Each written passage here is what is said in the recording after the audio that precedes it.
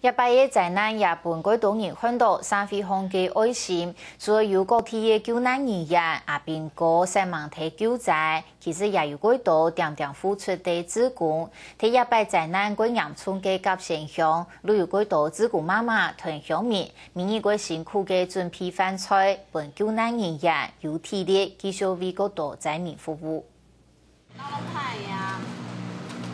食菜、托菜，甚至係切定大地嘅主要，每地志工媽媽同熱心嘅鄉民都無限切差，甚至已經汗流麥落，同屋頭前準備定下一場。救難人員食定一條充滿愛心嘅飯菜，都動感嘅。當然後面我們最大的力量就是有這些媽媽還有他們社區的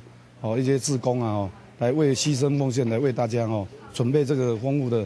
早中晚餐。那也感謝我們的一些志工和一些善心的人士，他提供一些這幾天有關於救災上面的後勤的補給，然後使得救災的過程上不會受到一些阻礙。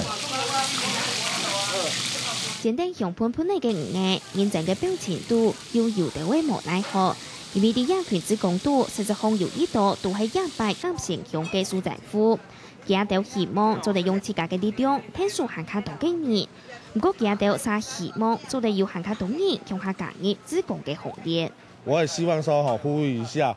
現在是共同一條船，希望下面叫餐飲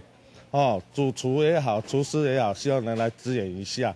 盡等天時，啥看唔到任何嘅畫面。一條當地嘅鄉民表示，現時除咗希望做到要行卡多嘅志工加入之外，未希望有關單位做到更加長壽天時平拖，一條將要好同外嘅聯絡。下個新聞收穫5月高雄報道。